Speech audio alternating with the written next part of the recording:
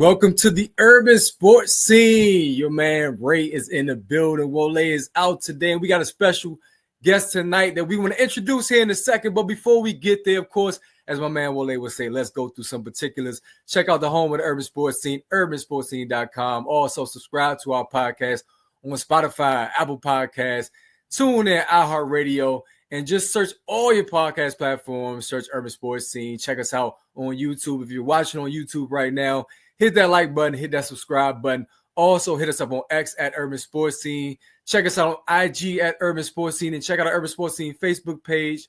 Just search Urban Sports Scene, sports bloggers, sports podcasters, and sports debates. And like I said, I got a special guest in the building. The legendary coach, Mike McLeese, is joining me. What's up, Coach? What's going on, Ray? How you doing? I'm good, my brother. It's a blessing to have you. And I mentioned to you before we came on, I just kind of wanted you to highlight just your resume. I mean, you got a long basketball resume. You coached some of the greats. And I want you to share with our listeners, just your resume, your credentials, and all your accolades. Okay, not a problem. Mike McLeese, born and raised in D.C., native Washingtonian. Attended D.C. Public Schools, Western High School, which is no longer around. It's now the Ellington School of the Arts. From there, I went to Elizabeth City State University, bachelor's degree, and then on to George Washington, received my master's. I got into coaching, coaching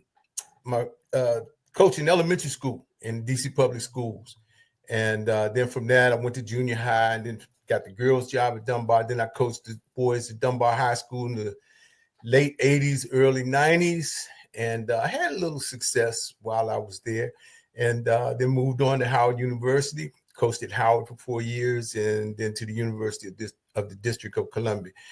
And in between UDC and Howard, I coached the now defunct Washington Congressionals, which was part of the USBL. We had a good run that one year that we did that.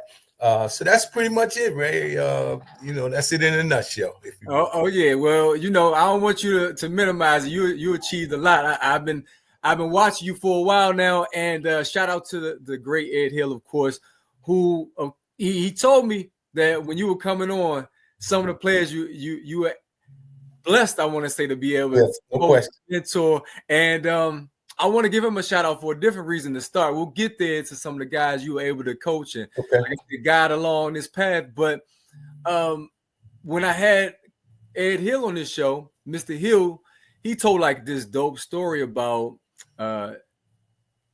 it was Steve McNair against Jay Walker at Howard. And I'm like, wow, that matchup was crazy on the football side. Right. It just made me think about what basketball matchups have you been part of or have you experienced that have been just like legendary or have been great matchups that you can still recall that you can tell our listeners about? Oh, that's kind of easy. I had a few actually. Coached against Coach Hughes, who was a legend at Dunbar of Fort Worth. And we played him in the Whataburger Classic down in Fort Worth, Texas. And that was, both two Dunbar teams. We were both nationally ranked. He was a legend, thousand win coach. And we were fortunate enough to come out of his home state and his home gym with a Vic. But probably, and we had some battles with Stu Vetter. I know you did the thing with Randolph Childress the other day, and I thought back to when we played them at their spot in the 80s, and they hadn't lost a game there since I think I want to say in about 7 years until we got them. But that was a hell of a game. But the one that I think more about was going up against Morgan Wooten, who arguably is the GOAT, and I was fortunate enough to get a Vic against him, 1-1 against him. We won the 1990 city championship game. We defeated them, and then we were trying to win through. That was our second. We went back to back. We beat Carroll in '89, and then we got Coach Wooten and his team, and then we played DeMatha again in '91. and which was a rematch, and we lost that game. Had an 18-point lead, and they slow walked us down and ended up losing by 2. So those are some of the good matchups. But I mean, the DCIAA had Henry Lindsay from Ecuador, Tommy Hargrove at Anacostia. It was always a battle, every night in and night out back then, going against those guys. And I enjoyed it. I want to ask, I'm going to get back to Coach Wooten in a second. It's funny that you mentioned his name because he's kind of part of the question I was going to ask next. Coaches always seem to do that, got that intuition. But what about some players that you saw that matched up against each other that created great matchups in your coaching days? Wow. Well, anytime, I mean, you look at the math, and they had back then, they had Dwayne Simpkins, Vaughn Jones, Coach at Howard, Kenny Blakeney. We had the Romeo Roach, Johnny Rhodes, Scoop Marshall, Mike Smith, Donald Ford. So, those were always good matchups. And then you look at Archbishop Carroll, and man, they had Lawrence Moten and Graves that played up there, played football for Syracuse, and they had a lot of great players. I mean, so night in and night out during that time, it was just so many schools on a given night. You go up against Cardozo, and they got Greg Jones who can fill it up. Jamal Morgan. So it was always, and I'm leaving out Kurt Smith. My bad. I mean, so that was the matchup. I mean, anytime you went on the floor against Kurt, it was kind of like we used to always say he gonna get his. Same thing about Greg Jones. I used to tell my guys all the time, we gonna get his, they gonna get theirs. But we gonna shut everybody else down, and so but it was always a challenge, man. Always a challenge. Good ball.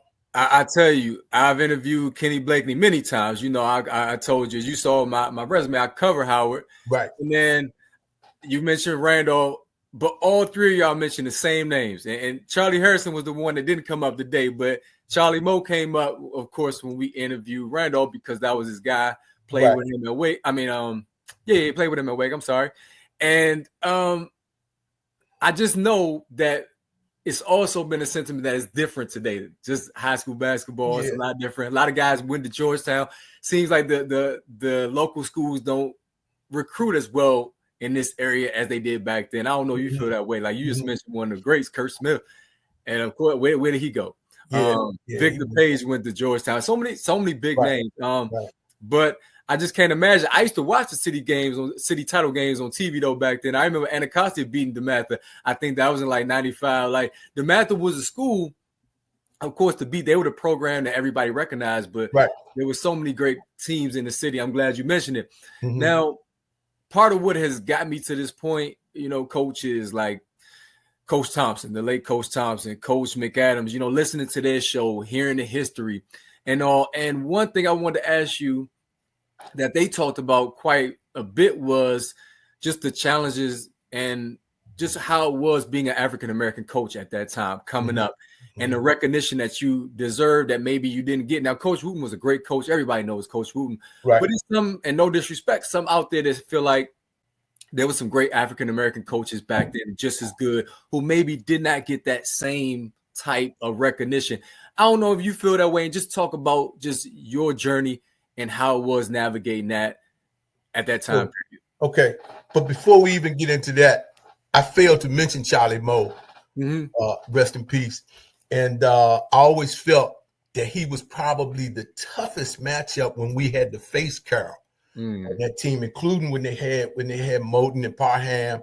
Charlie Moe was the heart of that Archbishop Carroll. And I'm sorry, but I did not mention him. All good.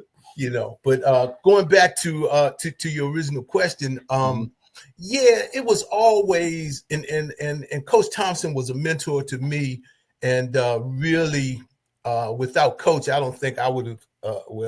First of all, he was very instrumental in me getting the Dunbar job. Took me under his wing for the '88 Olympic team, had me come up and help coach that team, and I really learned so much from him during that time. But I don't want to say it was a struggle, but you knew what you were going up against, especially when you were playing, the Morgan Wootons and the Stu Vetters and the Red Jenkins and guys like that who were great in their own right, but you always felt like, yeah, I got to beat the cheat. It's always going to be, and I used to tell my guys that, going this again, hey man, we got to beat the cheat. We know that any close call not going against it. At least that was my mentality. And the paranoia, going back to Coach Thompson, the paranoia that I had in terms of thinking that certain referees are not going to give you the call, and I don't know if that was true or not, because, I know on the inner high level, a lot of guys feel like I got a lot of calls, and so I think some of that comes with the territory of being successful, and referees kind of tend to lean towards the successful programs, but I do know when it came down to trying to obtain talent, we got our share. Don't get me wrong, we got our share, but I'll never forget. Was a young man. I'm not going to mention any names, but it was a young man who we were recruiting, and Morgan was recruiting him as well. And Morgan and I got along very well. We, conversed off the floors about some business things and that type of thing. We were both Reebok coaches back in the day. But I was recruiting this kid and he was recruiting him. And I was talking to his junior high school coach who was at Dunbar for a track meet. And so he said to me, he said, man, you trying to get so-and-so to come up here and play for you. Go on in there and get me a soda out the teacher's lounge. So I said, man, I'll show you where the teacher's lounge is. You go in there and get your own soda, right?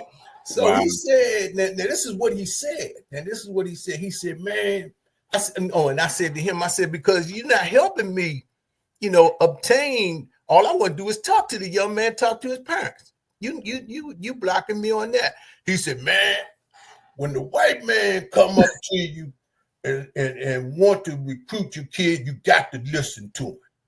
So that's the kind of thing, the mentality. And this was a DC dude, you understand what I'm saying? And so anyway, long story short, I did not get that young man. Wow.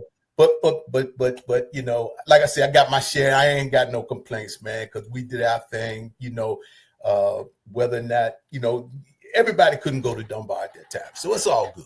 It's all good. Oh, for sure. But I'm glad you said that. Some of what you said reminded me of Coach Thompson. I remember him saying, Patino, Massimino, he's like, but I always had that in my mind.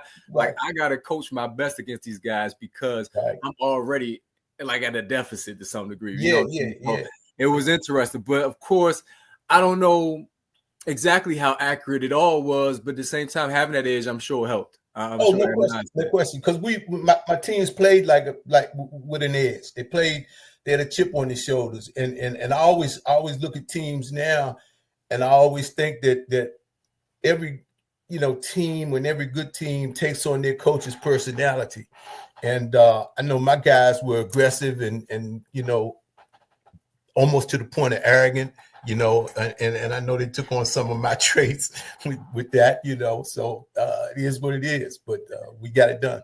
Shout out to my guy, Coach Simpkins over at American. Got a chance to cover him last season. And Mr. Hill always told me that Dwayne brought that type of edge to the court, coming from Southeast, a little undersized, always had that fire about him. Right. So I know that your energy translates to your players, and I can imagine what that looked like at the time. And speaking of some guys you coached, I mentioned Mike Gill, you had Nate Langley, you had a lot of really good players. Wow. But before I get to them, and before you share about a lot of the guys you coached, I was told, I was given the assignment to ask about a Johnny Rose story that is epic, and I'm sure our listeners would love to hear it as well. And I know who told you that story, because that is his favorite story, man. It's funny. I had not seen Johnny play when he was in junior high school.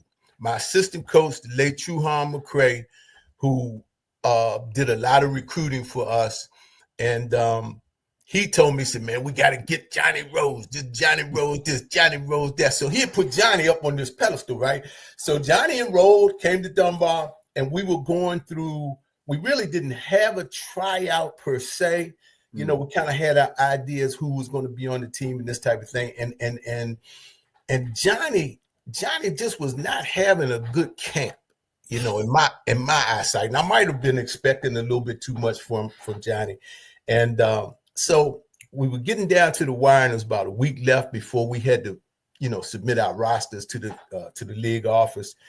And eligibility, everybody was good, you know, grade wise. And so I said to Johnny, I called him in my office. I said, Johnny, I need to talk to you. So I called him in the office, and nobody's in there but Johnny, me, and the coaching staff.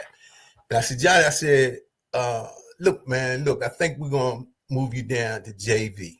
You know, I said, things not going well, you know, I'm going to send you down to JV. And Johnny looked at me and he said, can I say it? Yes, of course. Go ahead, bro. You can. I know the story. He said, Coach, that's fucked up. and with all due respect, I know Johnny was not being disrespectful, you know, because he was never that way. And so it was just his mentality that I know I'm good. I know I can play on this level, yada, yada, yada. And so I said, well, look, man, I said, I tell you what, I said, today is Tuesday. I'm going to give you to Friday to show me that you should be on the varsity, you know. And we ain't looked back since. Johnny Rose was the player of the year when he left out here, Washington Post player of the year, all met, University of Maryland, still holds records at the University of Maryland, that type of thing. So, you know, I wasn't as smart as I thought I was, you know what I'm saying? And it's always special for me because I'm coming up during this time. I'm a little younger than them. So I watched Johnny Rose, Keith Booth, Dwayne Simmons. These are the guys we looked up to, Joe Smith. And see Joe Smith to this day. You know, I went to UMES. His daughter played at UMES. And it's always a blessing to see them. And like you said, records still stand to this day. Randall, we just talked about the records. He got that ACC tournament record that is going to be hard to break. So these are some of the guys that I looked up to, as I said, and it's a blessing to hear from you because you coached them, man. You know, I love the story. Like Mr. Hill told me that story at least twice, but like I said, I had to put it out there. But talk about some of the other guys you coach. I mentioned a few like Mike Gill. Shout out to my man Light Skin Lou because he interviewed Mike Gill on his show. Okay. And just some of the great guys that you got to again to help navigate their basketball journeys. And you hit it on the head. I was blessed, man. I really had some really good players. You know, talking about Johnny Rhodes, Romeo Roach, Lorenzo Roach, Nate Langley, who was also the player of the year in the Washington Post his senior year, Mike Smith, 13 years in the league, a hell of a rebounder. Donald Ford, who was probably is definitely a legend in this town and probably was the smartest, most gifted player I had an opportunity to coach. Deion Murray, who could shoot the lights out the ball. You know, oh man, Nate Langley. I know I'm leaving out some players. Sean Winfrey, he was a Gatorade player of the year. I mean, I just felt so blessed. And I always tell everybody, I tell these young coaches especially, I said, man, good players make good coaches. I said, you know, sometimes it ain't always about the X and O's. Sometimes it come down to Jims and Joes. And you got to have some Jims and Joes that can execute what you want to get done. You know, I just had some great guys. I was blessed, fortunate. And Claude Green, I didn't even mention him, went on to Southern Cal, who was on that 40-1 team that I had, still the most wins in DC public school history. So, you know, again, I just had so many, Ray, that got it done for us. And those guys were coachable. You know, they all bought into what we were trying to get done. They would go to class. They were good citizens around the building in the city. You know, it was just a pleasure to coach them, man. You know. Did you mention Pep Tyson? Oh my God, Pep Tyson. And you know the thing about Pep, a lot of people don't realize this, but Pep was on the city championship team, the world championship. We went to Greece. We went to Athens, Greece in '93. Played in the international tournament. We won that tournament. We beat the defending champion Turkey. Pep Tyson was a point guard who went 40-1 for us. And then he went to He went to junior college, Midland Community College. They won the JUCO national championship. They went undefeated. And then he left there and went to Fort Hays State, which was the D2 national champion under Pep's watch. Pep was a winner. Pep was winning. And going back to the city championship game in 93, we were down. We were playing Carroll. And we were down pretty much the whole ball game. Claude came down late in the game, hit a three, which tied the game. Then Lorenzo hits a three. They put us up. Then we get a three-point play from Roland. And then it was like nip and tuck. And whenever we were in those tight games and we had a lead, I would always put the ball in Pep's hand because I knew they had to foul. And I knew Pep was going to make the clutch free throws down the stretch. He was just a winner, man. He was just a winner, 40-1. You know how hard that is. I don't know if people realize, winning that many basketball games, that means you got to be doing something right. And I know it takes good coaching as well, but like you said, good players. Talk a little bit more about that World Championship team. That's a big deal. Yeah. That was a big deal. We didn't realize it at the time. It was like you said, we had won the the DCIAA championship, and then we went on and won the city championship. And we finished 33-1 at that point, and thought the season was over. And I got a call from the National Federation of High School, and they said it's between Dunbar. It was between us, Simon Gratz, and St. Anthony's that they were going to send to represent the USA. So again, I always go back, and I hate to say it, but I always go back to the race card. And I said, they're not going to send us. We're all black school. They're not sending us. So it's probably going to be St. Anthony's. At the time, we were number 3 in the country. Simon Gratz, they finished number 1. St. Anthony's finished number 2. We should have been number 2. St. Anthony's jumped us, and our season was over. And again, I go back to the race card. They jumped us to 2, and we finished 3. So Simon Gratz couldn't go because their rules did not allow them to travel that far. And so I figured it was going to be St. Anthony's. But for whatever reason, it came down to Dunbar. Now, they wanted me to take a certain number of my players and pick an all-star team to go. Okay.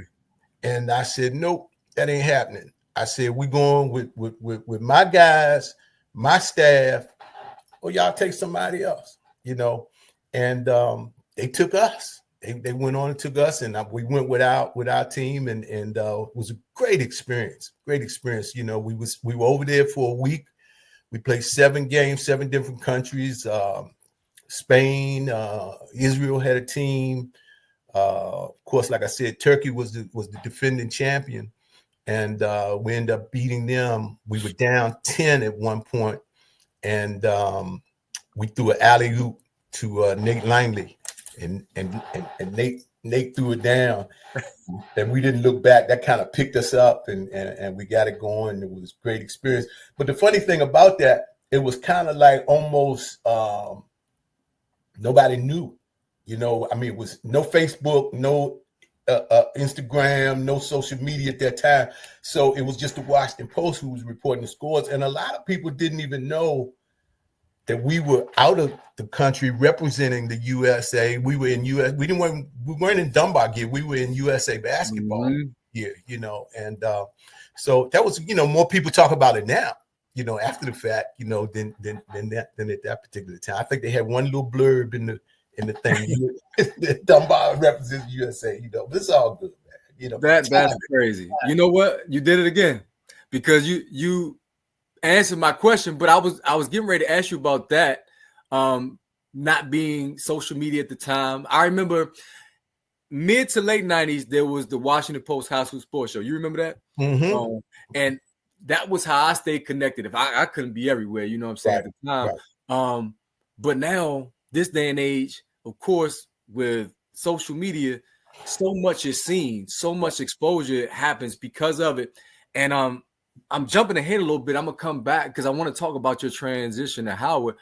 But one of the questions I was going to ask, in addition to just the exposure for Dunbar, was today, and I told Coach Blakeney this, we see Jimmy Butler on campus. We see the Miami Heat on campus, Asia Wilson. All these folks visit the campus. And every time, I cover, whether it's just the MEAC in general or it's Howard, people say, Muhammad Ali used to be on the campus. This person used to be on the campus. Right. So back then, what are some notable people, notable public figures, could be politicians, athletes, whoever, actors, actresses that would routinely show up at the borough just on campus in general that would have been on social media if it existed back then? Yeah, the only one I can remember off the top of my head was Will Smith. Really? Will Smith was on campus. He wanted to play. He went downstairs to the auxiliary gyms underneath the main floor in the borough, and he was down there playing. You would hear that maybe, like you say, Ali was on campus. I do think at one time Mike Tyson might have been on campus, but again, it wasn't like, with social media, you knew, and you knew it was happening right then and there, but I don't recall. But again, Howard being the Mecca, and it was a little different in terms of exposure and HBCUs then as now. It's and I tell everybody it's an in thing. It is. To be at an HBCU, to go to an HBCU, man. When I was trying to recruit at Howard, man, it was a struggle, But now with the portal and NIL and that type of thing, it's a whole different animal, man. And I'm happy. I'm happy that the HBCUs and HU and my alma mater, Elizabeth City, they're doing well, in terms of getting players into the programs. Yeah, well, you know what, Coach, we gonna get to a lot of stuff, including NIL. But when I was at UMES, we never lost to Howard. I ain't gonna lie. And on the men's side, now the women's side, we could not beat Howard at the time. But Howard had some dogs back then. When I was in school, I was telling Mr. Hill, like Ron Williamson, he dropped like 41 game, if you remember him. Now that's probably after you. But it's crazy because I want to say right around the time of like COVID is when things really exploded with HBCUs and exposure change, and people wanted to now not just attend, but of course play and represent HBCU. So it's dope. With that being said, just talk about your transition and how you got the job at Howard and how that all came about. And if you were excited, based on what you're telling me, it was a struggle to recruit, but you took the job. What made you? Yeah, well, when I always tell youngsters when I'm talking, I haven't done a lot of talking lately, but when I was really on that circuit of speaking, I was telling them set goals, set goals. And one of my goals was to be a physical education teacher, which I did. Okay. Then I wanted to coach basketball, which I was able to do that. And I wanted to coach at a Division I school. Okay.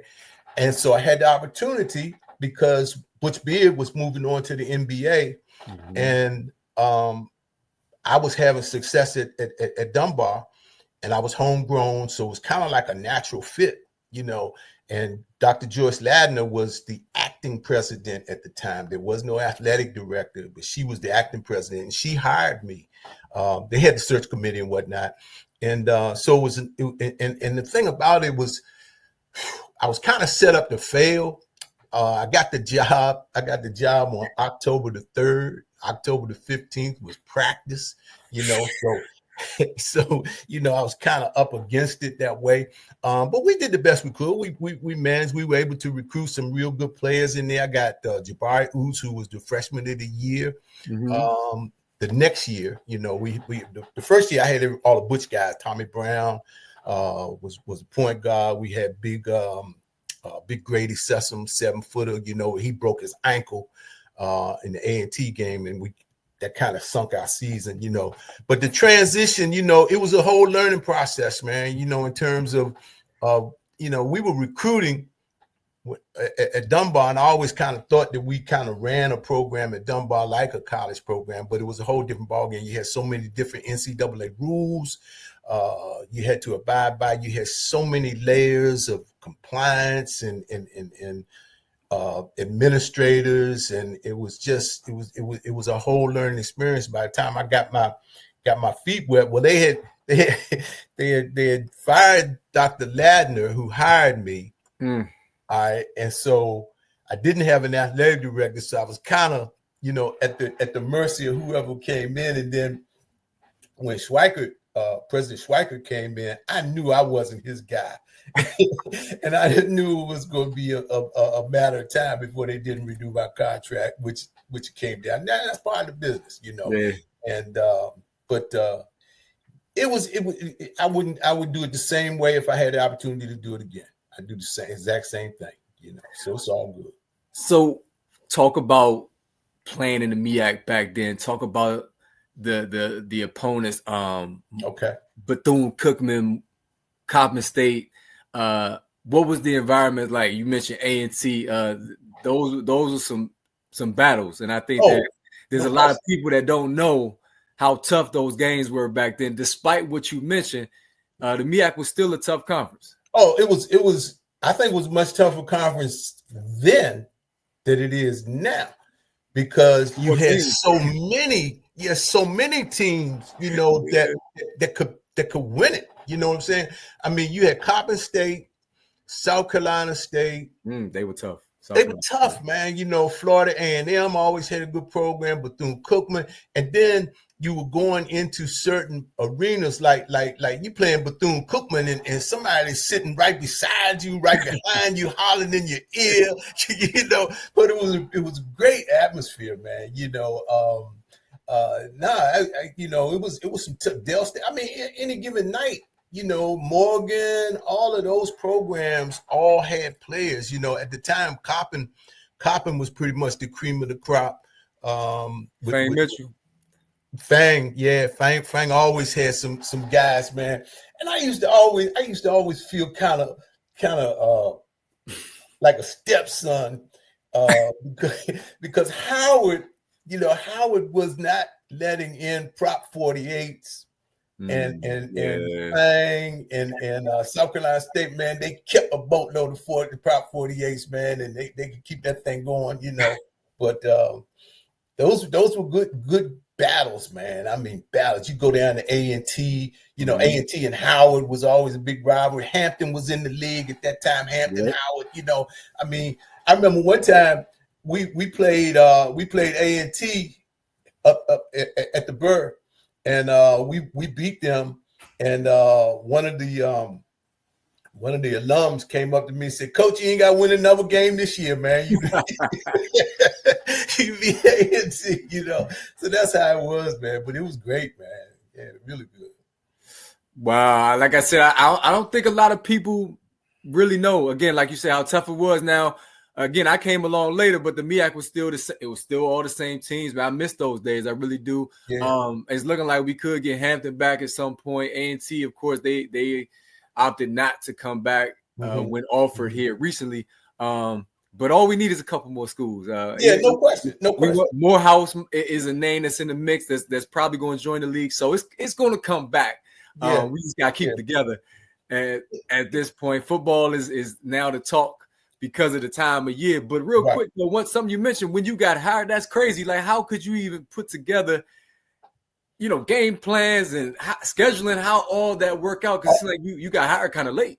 Yeah. Oh, I got hired real late. And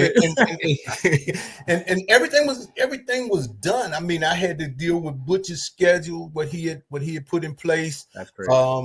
And also what I mean, it was like budget, all that was done, And so again, all the players wasn't no recruiting, on my part. I really didn't even have that opportunity because of the time I came in. I was trying to get my feet wet, and it was a challenge. It was a challenge for sure. And what a lot of people did not know at the time was we pretty much, when I say we, I'm talking about the basketball program, pretty much was the money, the lifeline for the whole athletic department. We had to play a bunch of guarantee games, and that money that we would make, we would get $30,000, which was big money at that time.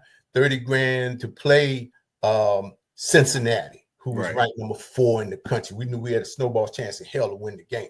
Okay. But that money was needed for the athletic department, you know. And it was funny because I never forget we played Cincinnati. And one of the guys, we had a press conference after the game, and the guy said, "Well, Coach, did you take this?" This was the press. Did you take this game just for the money? Did you take this game just for the money? And so I said, I hit him with the standing line. I said, no, I said we wanted to see how we measured up against, the best NCAA teams, yada yada yada. And he kept pressing me. And so I finally I broke down. And I said, well, first of all, the money was not.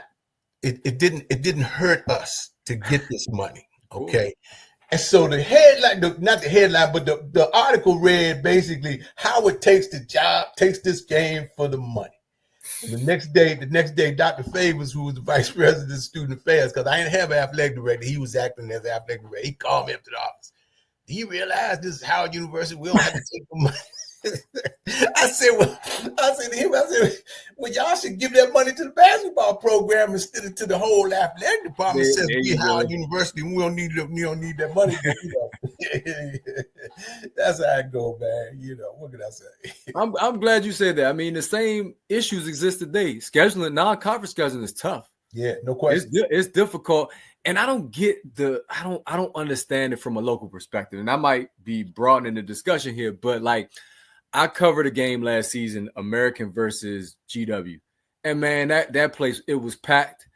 It was a great environment. And I just feel like I know Coach Cooley, he joked with Coach Blakely last summer. They did a coaches clinic. He like, we ain't scheduling you. You know what I mean? It's like, why is it like that? Right. And Jackson State goes in it and they're up 10 late against Georgetown. They faltered. They lost. But I'm like, this should be Howard and Georgetown. Right. Of course, Georgetown and Maryland.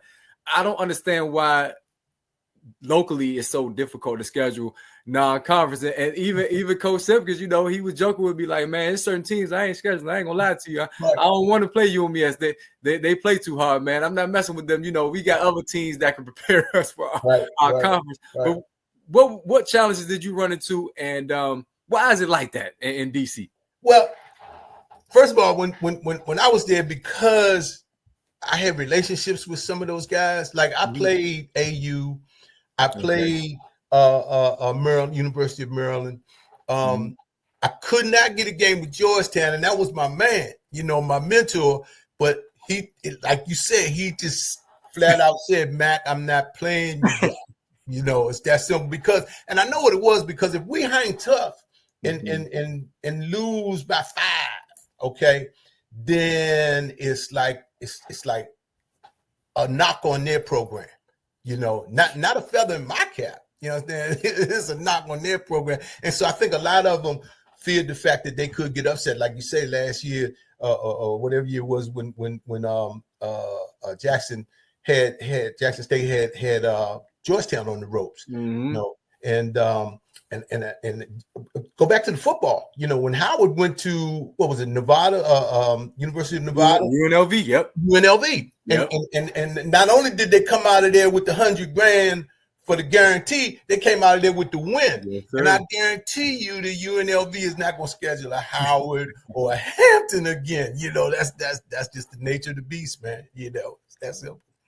It's like you get punished for your success. I talked to a lot of coaches, and Norfolk State has been one of our successful programs in the MEAC, and scheduling is difficult, because of that reason. And it's interesting to hear. It's not a surprise that you face the same challenge. Well, see, and those bigger schools that they have all the resources at their fingertips. There you go. And when you come in and you don't have the resources that they have, but you can still compete with them and still win, then all of a sudden it is people on the outside looking in like, what's going on? And that coach who's trying to maintain his level of security with his job, he doesn't want to lose to a MEAC school, and that's why. And I understand Norfolk's position. They've been so successful in the last few years that nobody's going to want to play them.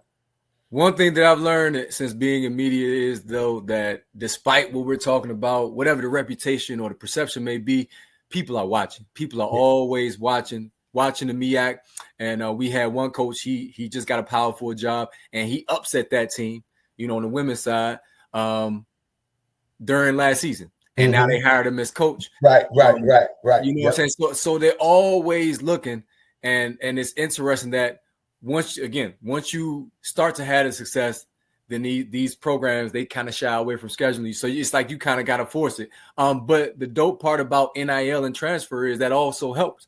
When you have success, then you can get guys from a bigger program to say, you know what, I'm going to come, I see what you're doing, I'm going to come play with you. Right. And that leads into what I want to discuss next is your thoughts on NIL and transfer portal.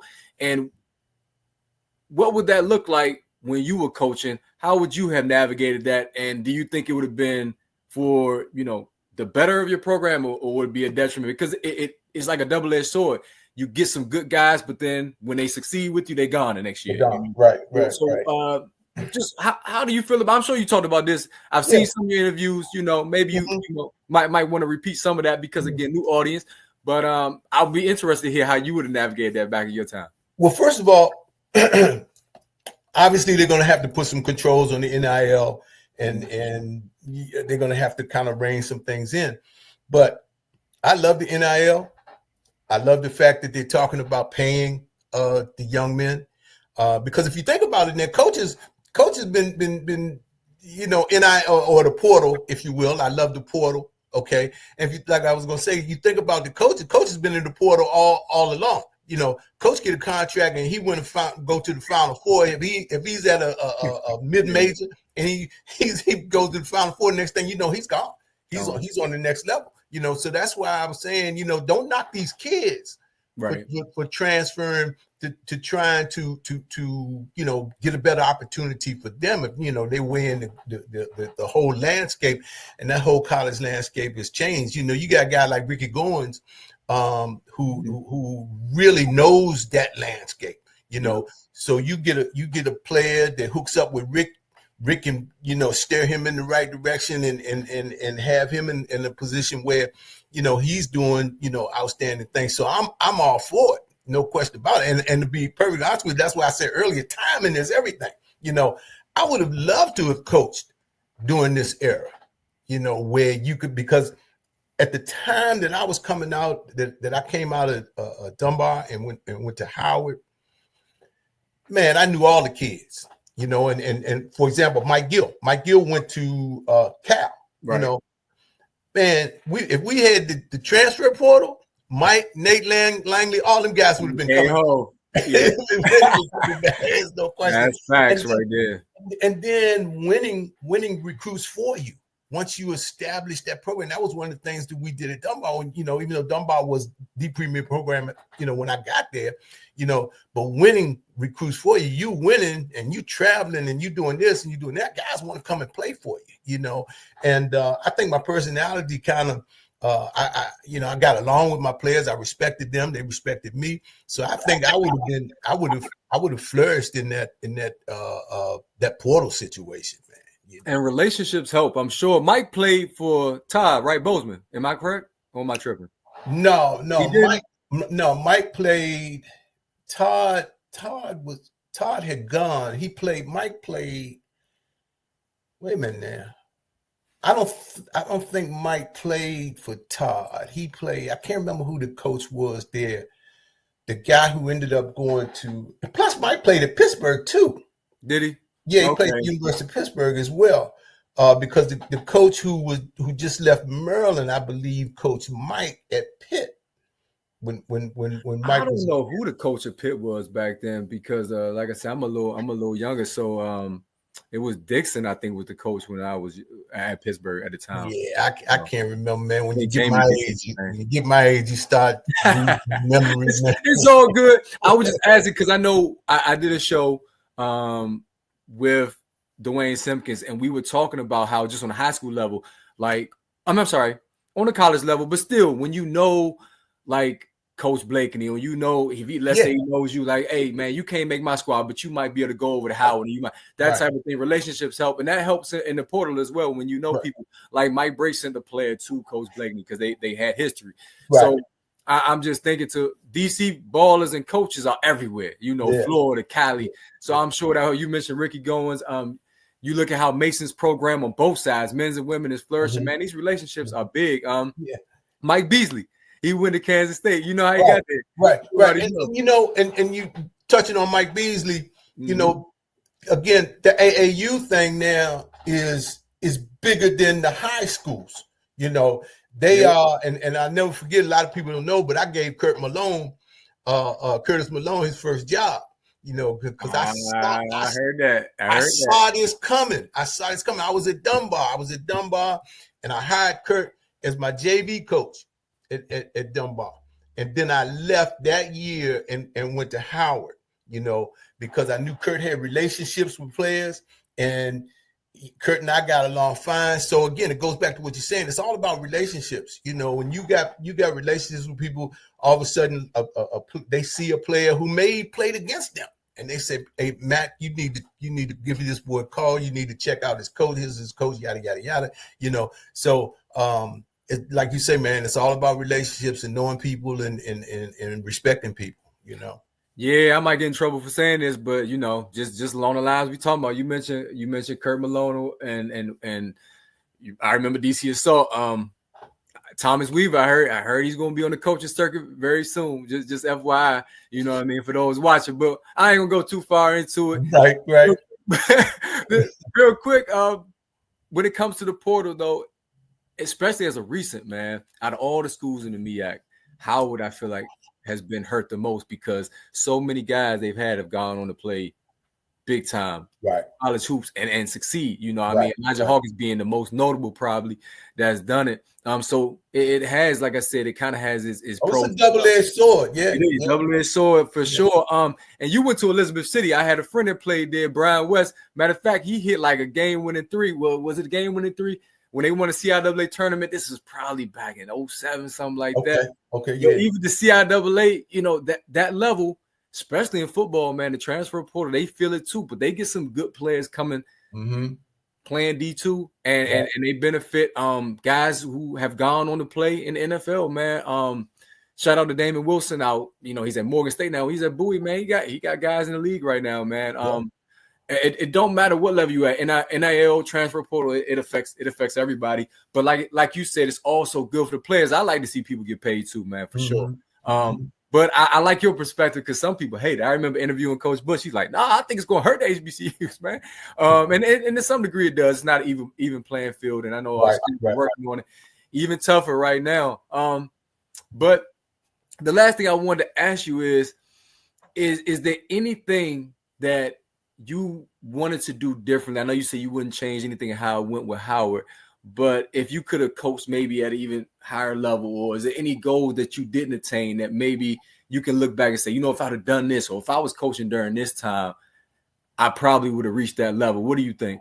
Yeah, no, my biggest regret is that I didn't get enough time at Howard. Okay. Basically, I was at Howard for 3 years. Okay, it was 4 if you count the first year, which I never count, and that was one of the things when my contract came up, and I was talking to Schweikert, and I said, just give me another year. If I don't get it done this year coming up, I'll resign. You won't have to sign. And the reason I said that was because I knew I had a good young group coming in there. I had Jabari was still around. I had Tony Michelle.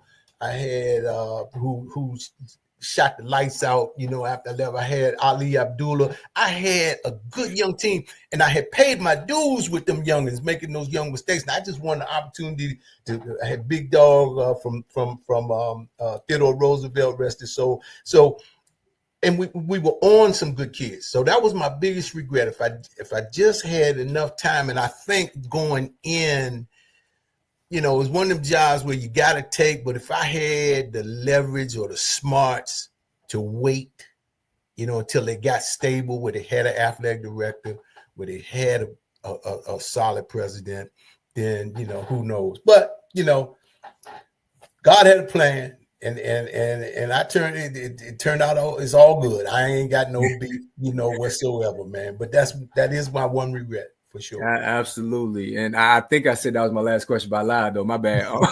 I told Mr. Hill, and I'm telling our listeners now, this is just part one We ain't done yet. We gonna chop it up again in the future, I hope. But advice for parents who are trying to navigate the AAU circuit and whether they should send their kids to a mid-major, how to navigate the NIL process. What would your advice be to parents in this current climate of college, just athletics in general, both on the high school and collegiate level? Mm-hmm. Well, I would. The first thing I would tell them is make sure that they have their person in a position, their youngster in a position where they can succeed academically and obtain a degree, just in case they don't get the NIL, just in case they're not as good as they think they are as the parent. Okay. But now if they're showing that promise and they're being recruited, then I would tell them to do your research on people like Ricky Goins, who can lead you and give their expertise and guiding you, because it's a dog eat dog. It's a rough. I don't want to say rough, but it's a minefield that you have no expertise in. So get those people who have the reputation of being fair, have the reputation of being honest, and that can help you and steer you in the right direction with your child. That's what I would do. But I would say embrace it.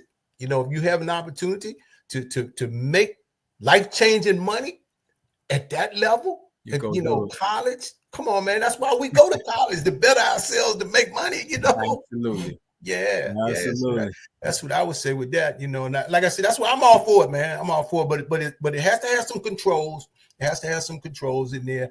It might even get to the point I was listening to, I think it was, the women's coach at UConn. Ariama, Gino, right. When he was saying, we got to get these people to sign contracts. Maybe that's the case. You sign a contract, and if you sign a 2-year contract, then you are obligated to do the 2. If you sign a 1 year, then you're a free agent. But it got to be some controls. More research has to be done on it, that type of thing. But I like the fact that we're spreading the wealth, if you will. And now you're seeing, which Coach Blakeney was ahead of his time a bit, but you're seeing investments made into the program where you buying equity, man. That program succeeds, you making money too. Everybody's succeeding. It's all good to be a booster and a fan, but when you can see that those dollars come your way and go into players' pockets, it's a great thing. It's coming. That's where we're headed right now. Yep. But Coach, I don't know if you've enjoyed this as much as I have, man. Yeah, I love it. A good time. No question. Like I said, we got to have you back. Before we close out, though, I don't know how big you are on social media, but if you want anybody to follow, share that real quick. And we're gonna you got it up there, Coach Mac from DC. That's my Instagram, which I probably need to get more into it, but I do the Facebook thing. You can hit me up on Facebook, Michael McLeese, McLeese. I'm on Facebook all the time. Got quite a few followers on there, and every now and then I might jump in there and post something that I think is worthy of reading. All right, well, we're gonna share this and we'll tag you, all that good stuff. Okay. And while y'all at it, subscribe to the Urban Sports Scene, follow the Urban Sports Scene Facebook page, subscribe to us on Apple Podcasts, TuneIn, iHeartRadio, just all your podcast platforms. I mentioned Spotify. Follow us on X and Instagram. Just search the Urban Sports Scene. Of course, I mentioned Facebook. If you on YouTube, I'm gonna stress it. Hit the like button, hit the subscribe button, and these discussions, they need to continue to happen. I love these type of discussions. Like I said, I told you who my sort of mentors are or were in the business, especially Coach Bush, rest in peace. And I've had a great time, Coach. Like I said, chop it up. We'll chop it up again. I enjoyed it, Ray. Holler. I told you I'm retired. Holler at me anytime, man. We can make it happen, man. All right. Have a blessed one, Coach. Right, and we'll catch you next time. All right. Okay. Bye-bye. Hey.